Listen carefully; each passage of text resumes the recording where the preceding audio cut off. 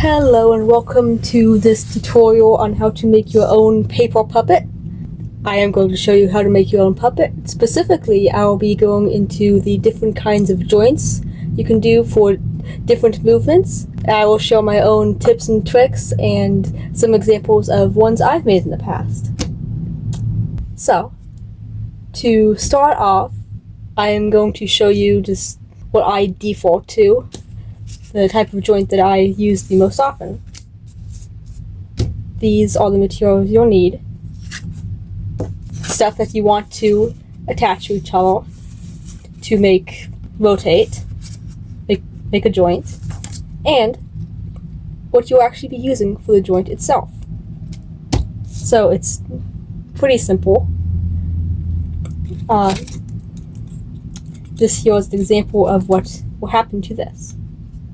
So, what you'll want to do is take a piece of paper like this, fold it in half, so, and then fold up these two edges so that it makes a flat surface. What you'll want to do then is attach it to wherever you want your joint to be located. Need some tape or whatever adhesive you prefer.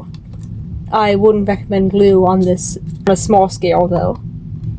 You can either use double-sided tape, put it there, or where you want to attach it, or do what I prefer and put the tape there. You'll do that to both sides. Before I do this, how do you want your joint to rotate? I generally set it so that it's sort of making a triangle, mark it with my pencil, and then stick this wherever I want it. Something else I'd recommend if you want it more sturdy is take another piece of tape, and where those two pieces are sticking, I will use another to make sure those stay on and don't come off. Now, there is a problem with this. This joint is too big. So what I'm going to do is I am going to carefully take it off, remove the tape, because it's just in the way right now. I will then take my handy-dandy scissors, see how wide I want it. You want it about the width of the hole you're putting it through. So I want it about that wide. I will then cut it to size, make sure it fits through, which it does, and then I will stick it back on. Which way you rotate this does matter in certain cases. If this piece were bigger, it would stick out, which I will show you in just a moment. So I'll attach it there, cut off the bit hanging off the end, put the other part through, and then what you'll want to do is take this, push it down so that it makes a diamond shape. You may need to stick your finger in between there to help push it into the shape that you want. Push it down as flat as you can, and now you have a walking joint. You turn it around, it looks like this. Now, the reason you can take it off too, and the reason why the orientation of this matters, gotta get it off. So I'm going to use this, again, fold it in half, bend this up, attach it, push down, yes, there you have it. Now the reason the orientation of this matters is because you can see here the joint is sticking out a little bit. So I could have orientated it so that it was horizontal with my piece of paper so that it wouldn't stick out as much. So this is the most basic joint I'll make. And the reason you bend this is, one, so it holds position a little easier, and also so that this doesn't just fall out. So, as I mentioned earlier, I would recommend having your joint here the same width as the hole. Do not make it wider, because then it will not fit. So make it the same size or a little smaller.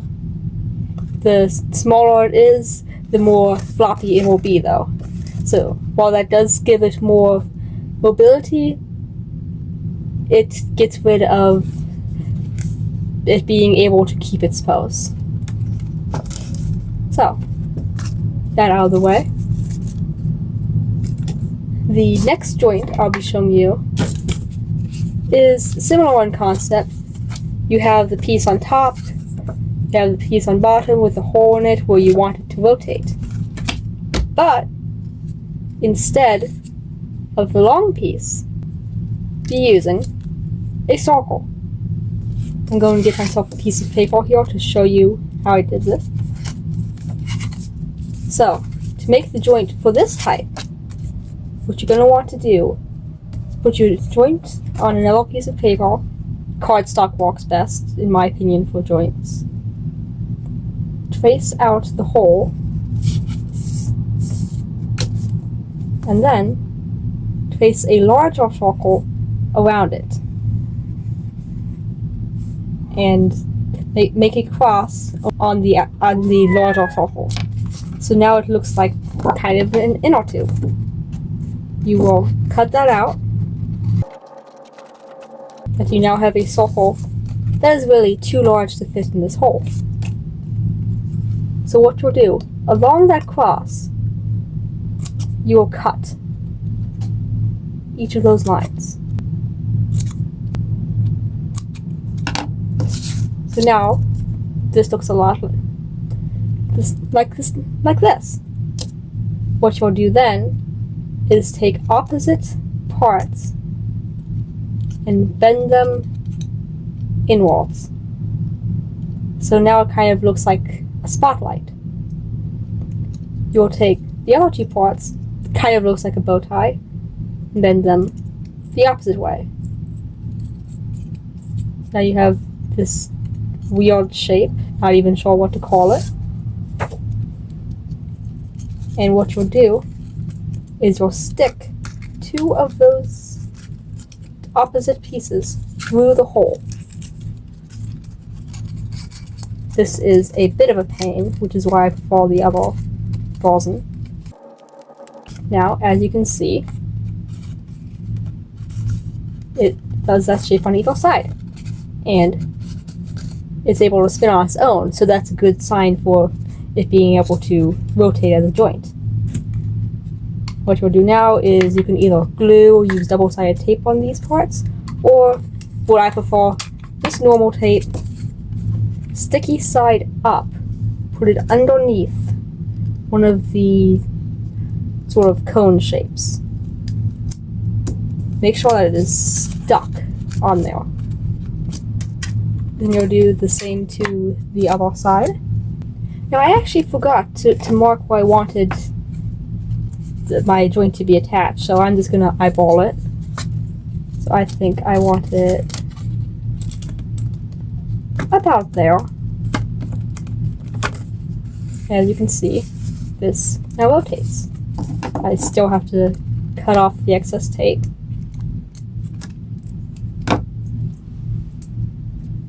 But now we have another joint, much like the first one we made. Now, the reason why I prefer the other joint is, as you saw, this is a pain to get through the circle. The next joint I'm going to show you, you will need these pieces, a shape of whatever you want, something else with a slit through it, and all of those joint pieces, like in this. So what I'll be doing is, of course, making this into that joint piece. Fold it in half. Fold the ends upward. And then attach it. Right in the center of the circle there.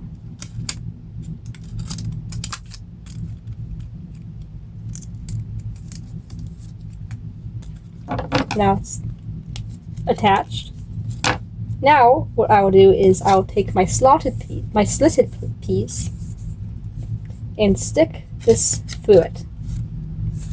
And like the others, I will bend it down so it makes that diamond.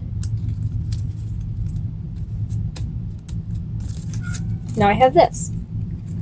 This is, of course, very similar to this, but instead of a circle joint allowing for 360 rotation,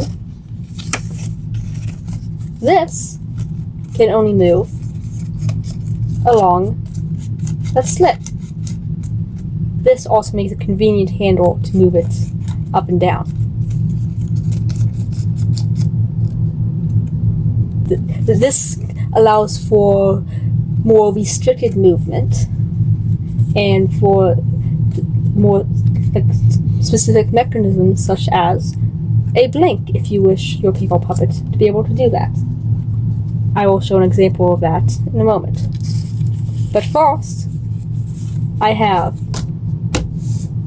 this, which is a branch off of this again, but it allows for a background element to spin independently of whatever's in front of it. I'll go ahead and make a pattern on this so you can see it rotate. There. Now we have a pineapple slice. So, what we'll be doing with this, much like this, I forgot to cut myself out of joint.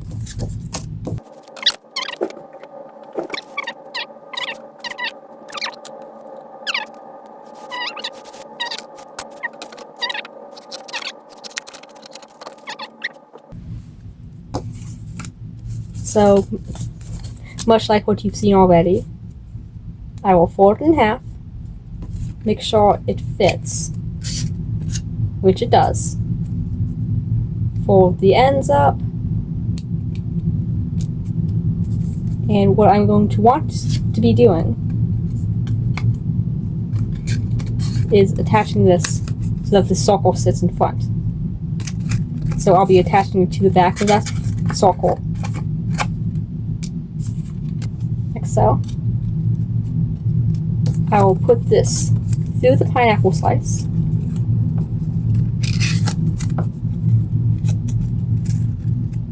and now as you can see, when I spin this back here, the thing in front spins.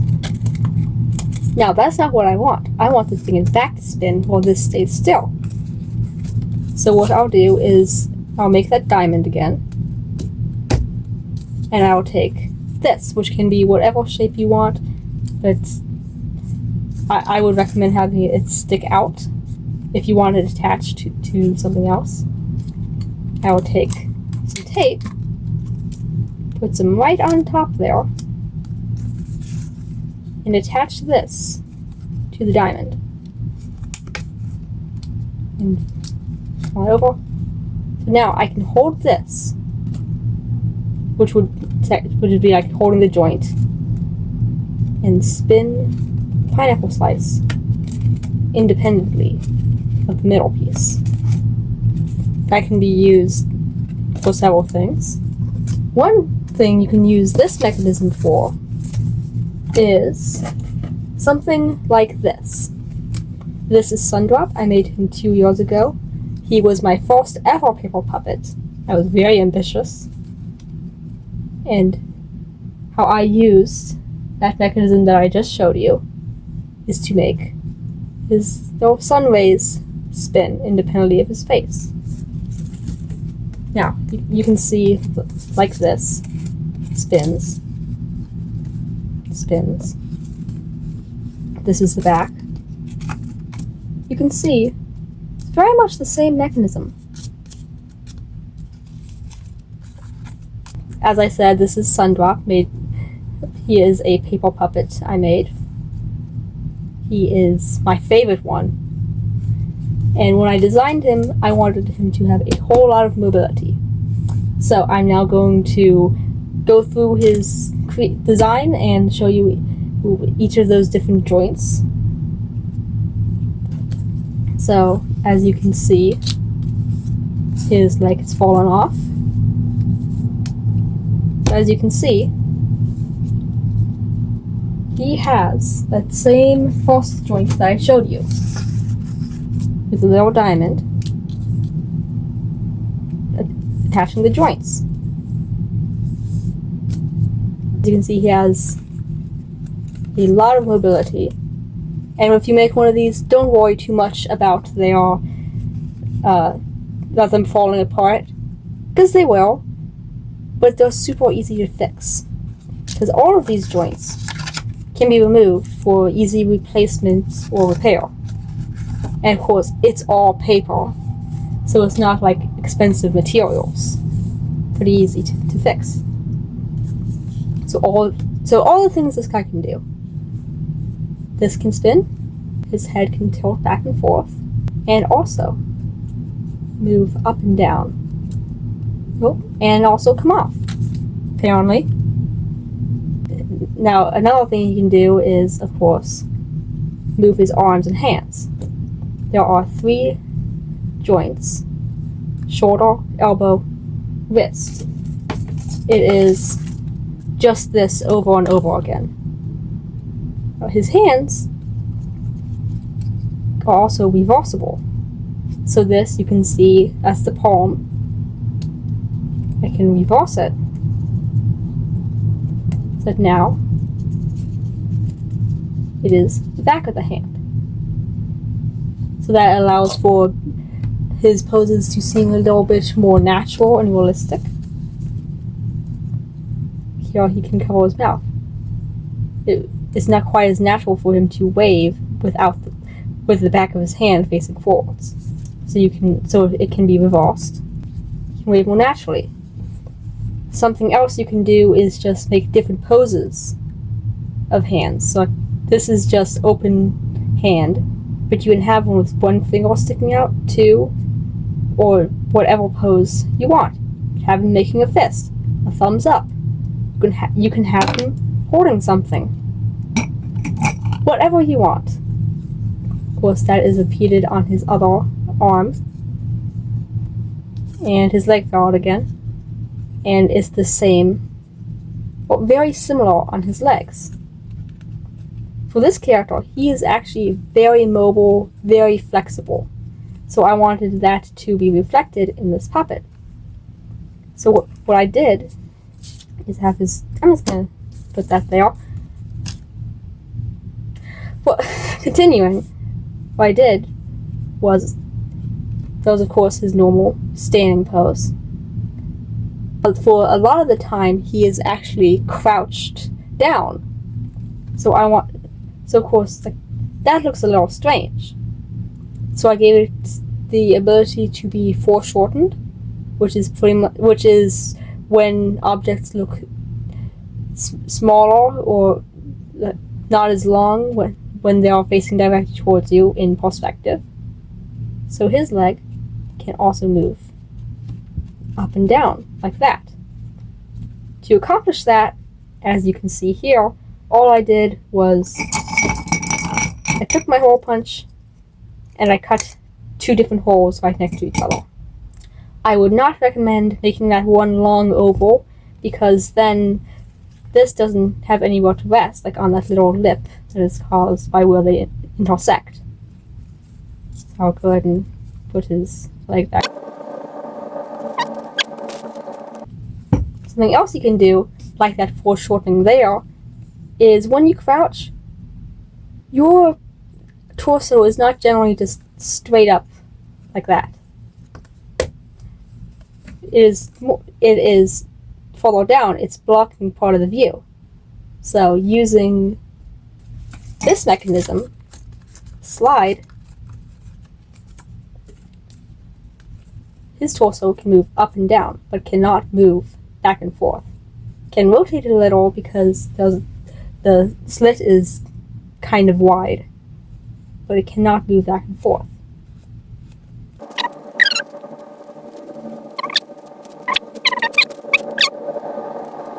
Now, as you could have probably noticed, one thing that this sacrifices is how much these like to stay in there.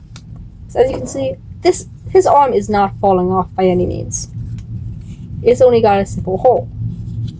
His leg, which has more mobility because of the larger hole, really likes to fall out. So, while it is more flexible, you sacrifice this, how much he wants to stay in pose and how much this wants to stay in. Now, I have a couple other examples of paper puppets I have made. The Off Lemongrab. This is going to be a birthday gift for a friend. I made him using the same mechanisms as in Sundrop. As you can see, he has a whole bunch of diamonds here. As you can see, I also labeled what each piece was on the back, because it is really hard to tell before it's colored, because his arm here looks the same as his thigh. Exact same colors. So I had to label them on the back. I also labeled right from left. And this guy, as you can see, has much of the same mechanisms. Something different about him is that all of these, since this is a more recent creation I have since learned from Sundrop, these are holding their poses really well. He's not really flopping around like Sundrop does. Nothing is at risk of falling out. Now, how I did that was all of these holes are centered around the size of a hole my hole punch makes. All of them are uniform. The size of my hole punch has about diameter of 1/4 inch. So all of these are exactly 1/4 inch. That means the joint doesn't move as easily because the friction, which means it can keep its pose better and also not fall out. Something else fun, as you've noticed, you can shake him around. He is not falling apart. Another thing I did with him that involves this sliding mechanism, his eyes are actually able to look left and right. This is, of course, using this same mechanism, but with something covering the front, so that you can only see the pupils moving back and forth. So it'll be like, those are his pupils. Now I move it left, he looks to the left. I move it right, looks to the right. With, of course, other paper covering most of this. What it looks like this on the back. It's just this square with pieces of tape attaching it to the back of the head. His head, like everything else, is also movable, despite the fact that it does not rotate at all. The reason his head doesn't move is because this slit is the exact width of this joint, which means it cannot move if it wanted to. So that's Lemongrab. He, I think, is the best one I've made, because he sticks in place, everything's uniform. He's just generally nice. Now, a couple other things. When making these paper puppets, something I cannot recommend more, prototypes. This guy here, I made this for him. This is just white cardstock with messily drawn pencil on front. I also have an extra head here because I was trying to figure out how to make him look back and forth. Because he doesn't have a lot of movement on his head, so I wanted something. So this was what I originally tried, which is kind of janky. It doesn't stay well, it's hard to move.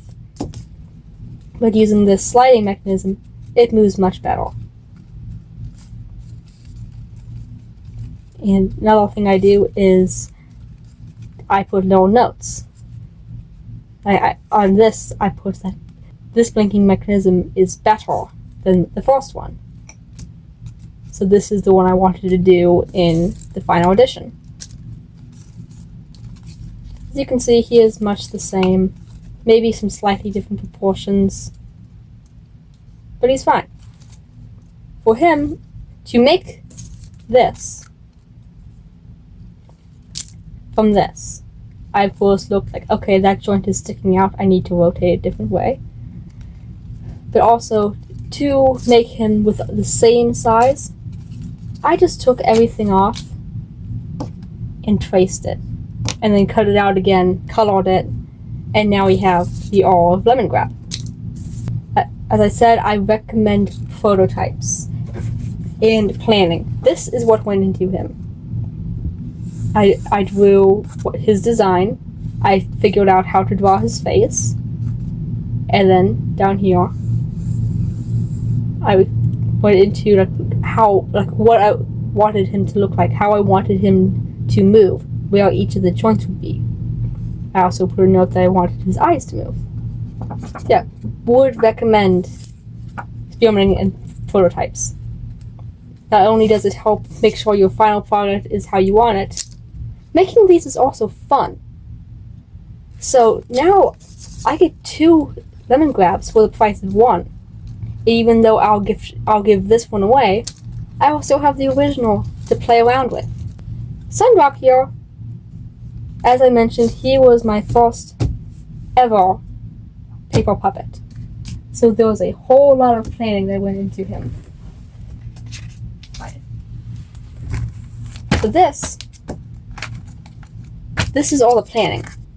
I also have one of Moon, but he was never put together. I just have him sitting in a bin. As you can see, I drew their designs, drew what he looked like. That was his face. I considered giving him a bottle of glitter glue to show the different colors between each. And over on the right page is all the mechanisms and planning. Here I wanted his rays to be able to spin. I also wanted Moon's eyes to be able to change color, which would walk in the exact same way as his eyes move. It would just be more drastic movement to be able to fully change color. Here I have put into it. There's his head, neck, upper torso. One thing I will say, because of the holes where the joints are and like how it overlaps underneath, this joint, this neck here, is so long. But like you only see so little of it, so make stuff longer than you think it should be. So I wanted there. Here, there's each of those different holes. And then the bigger holes where I wanted more mobility on his legs. I also have a drawing of the joint I used. Here's the torso movement up and down. I considered giving him interchangeable feet so that they could be facing different ways. I didn't do that, I just gave him the interchangeable hands. Here I figured out the proportions, like I wanted him long, slender, all that. So that was the first planning. But then I went into detail on a different page, a little scrap paper, of where each of the joints were and what they looked like. The blue are the slits, The red is the ovals, the larger, more flexible joints. And the circle, and the yellow, that's just the circle's default joint, all that. Since he was my first ever paper puppet, there was actually a whole bunch of prototypes with him, trying to figure out how does this work the way I want it, etc., etc. So here was an example of the eye changing color for Moon. You can see it just makes use of that same sliding mechanism. I also tested, if I can find the wasn't. I tested different papers. Here I used watercolor paper. Here I used cardstock. I ultimately decided for watercolor paper with him because it is thicker and sturdier, and therefore I don't worry as much about him ripping or not lasting as long. I would recommend a sturdier paper because if you just use printer paper, it's not going to work.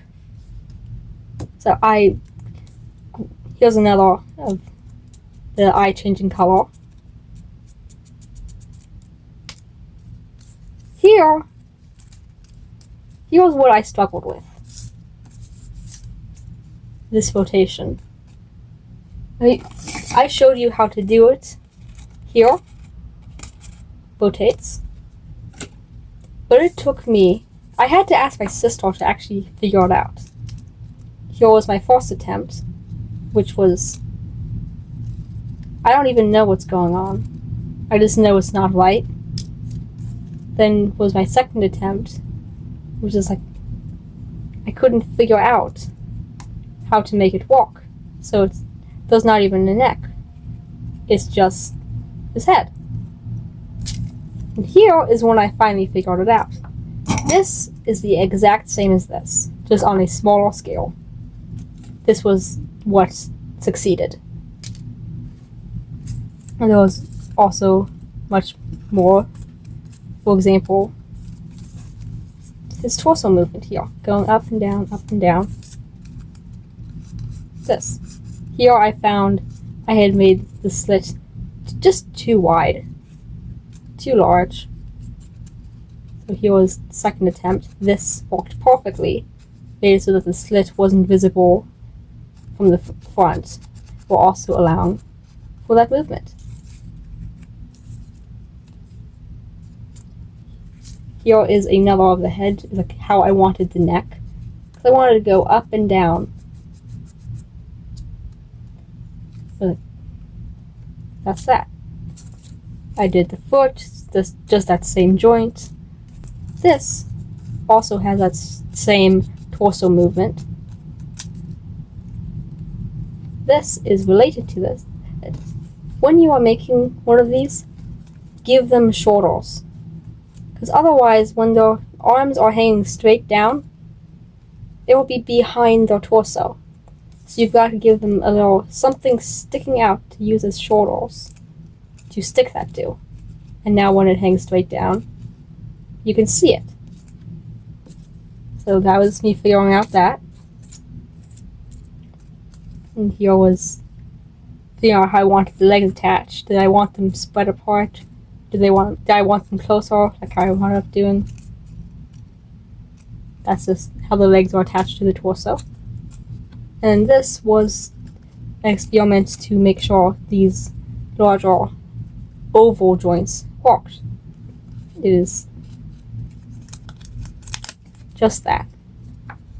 One large oval, the diamond, stuck them together, and got a leg.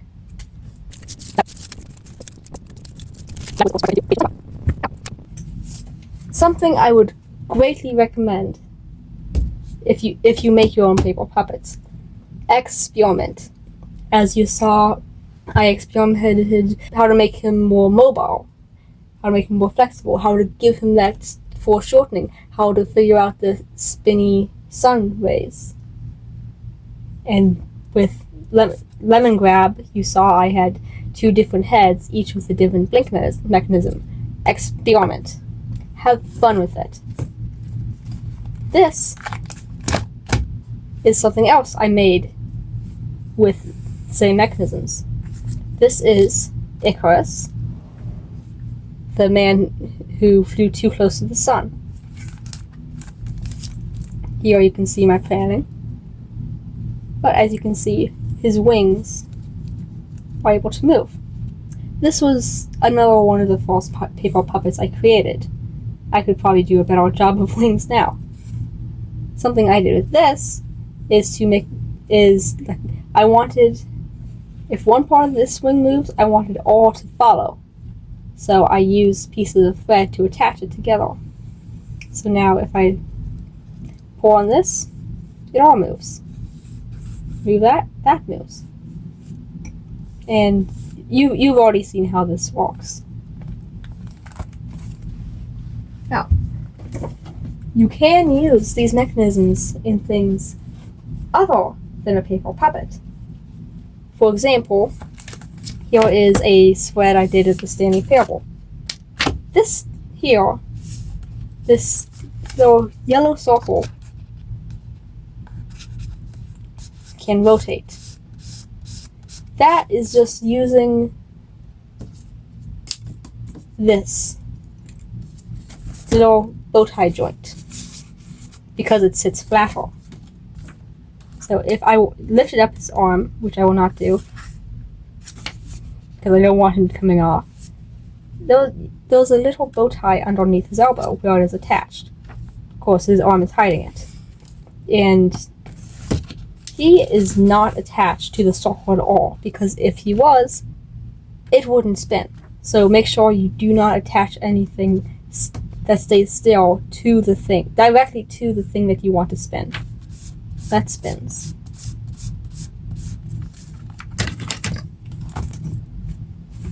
So, I have now gone over everything I wanted to share. So for recap, I showed you 3 different kinds of joints. This circle, the bow tie, the diamond, and the slider. I also showed you examples of paper puppets I'd made and other ways of using these joints and experimenting with them. So now I hope that you are now confident in your ability to make your own. Please make your own. They are so fun to play with. That's all. Bye.